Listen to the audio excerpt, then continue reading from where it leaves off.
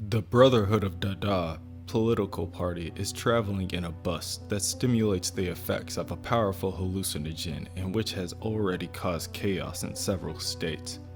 Nevertheless, popular support for the self-styled Commandos of Confusion is growing at a rate that some would find alarming. America, it seems, just can't get enough of these zany pranksters and the breath of fresh air they've brought to an otherwise predictable political scene in the run up to next year's election. As Mr. Nobody himself says, if you really must have a nobody in the White House, why shouldn't it be me? Meanwhile, Robot Man and Crazy Jane give their friend Danny the Street a visit. Robot Man just wanted to check in on him because nobody has seen the street since he was hijacked by the Brotherhood of Dada. Danny tells him that he wasn't hijacked. It actually had a good time. Mr. Nobody is one of the more interesting characters that Danny has seen in a while. Jane knew that Danny was going to be okay. But you know Robot Man. He worries. Within the base, Joshua tries to comfort Dorothy. She hasn't been the same since they got back from the Pentagon. He tries to tell her that she can always come to him if she needs help, but she doesn't utter a word. She's too afraid to. Finally, Joshua gives up and leaves Dorothy to herself. She soon becomes restless and stands up to open her closet. When she does, she sees the haunting image of the candle maker. But before she could scream, it was already gone. Within the Pentagon, Major Maine and Miss Roddick muse over how they would bring a stop to Mr. Nobody. Unfortunately, none of his past or present actions actually warrant themselves as being called crimes. Transforming a police officer into a toilet isn't a crime. Riding a bicycle that stimulates the effects of LSD is not illegal. They are stuck in a corner here. They have no other choice but to call in John Dandy. That same day, the Brotherhood of Dada parked their bus in front of a TV station and stormed the front doors. Mr. Nobody has already covered the entire floor space of the building with Partridge Family decals. It's a filthy job, but someone has to do it. A security guard recognizes this threat and pulls a gun on the Brotherhood. The group laugh as they make their way to an elevator and let themselves in. If the guard really must play his part, then the Love Glove will play his as well. He attacks the guard and leaves him shaking in distress on the ground. The Brotherhood have a video that they would like to share with America. A short speech regarding Mr. Nobody's presidential campaign. He knows that the government and the media have been trying to hide the existence of Mr. Nobody from the American population. A travesty, really. So, he will show the good people of America what the people on the street have to say about Mr. Nobody. First up, a sensible man in a padded room, wrapped tightly for his own protection. He says it loud and he says it proud. Nobody for president. Nobody for president. He says that there ain't no denying that America has a lot of problems. So what? They need a guy who plays golf when the going gets tough.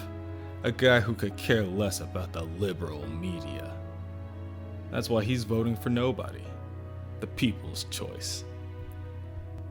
Robot Man and Jane are watching Nobody's speech on TV. Robot Man can't believe his eyes. Can you believe that people are actually letting this happen?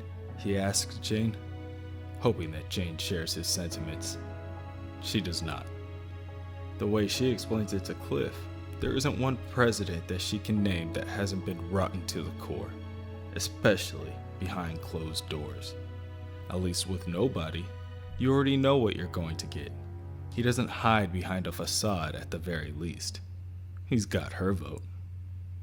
The next day, the Brotherhood of Dada are continuing Mr. Nobody's campaign run. They're all giving away toys for charity at Binky's Toys.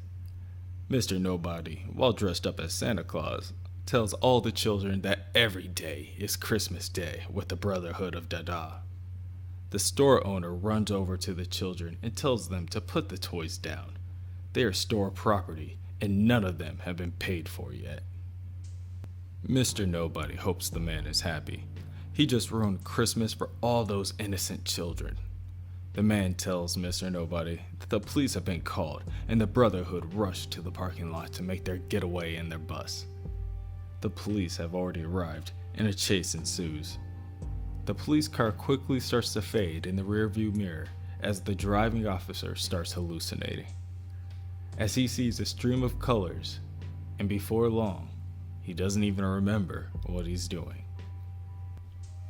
Back within the Doom Patrol base, Robot Man is livid. He heard that the Brotherhood of Dada is going to have a rally tomorrow morning in Washington. If they have Danny take them early, then they can take the Brotherhood down once and for all. Crazy Jane rejects the notion. She doesn't see anything wrong with what Nobody is doing, so why would she fight them? Rebus also will not be joining Robot Man. He is about to commence his Enigma Regis, and his life cycle takes precedence over the acts of the Doom Patrol. Robot Man is about to storm out the base alone until Joshua decides to go with him. Under the Pentagon, within the corridors, Major Maine and Miss Roddick commence their meeting. In order to deal with the Brotherhood, an agent has been sent out to deal with their weakest link, the boy with the glove. They must work quickly though. Mr. Nobody has people thinking in new ways and the government can't have that. They will need to enlist the help of Agent John Dandy. Hopefully, he does not go rogue and make a plan of his own. The story of John Dandy is one of intrigue. He worked as a special government agent attached to the Pentagon's Unusual Operatives Division. The UOD oversaw the Men from Nowhere, the Sex Men, the Dust Devil, and some others. One day, Dandy, under the guise of an archaeology professor, synthesized a gas that erupted from his pen that would turn into a synthetic skin. This skin could be used to create a number of masks for disguises. Dandy used these masks to kick ass for Uncle Sam for years. That is, until some government bigwig freaked out and went down into the city under the Pentagon, taking confidential documents with him. The Pentagon had no choice but to send Dandy after him. They sent him into the white abyss, and he didn't return for a year. But when he came back, he insisted that he swapped his original face for this new thing.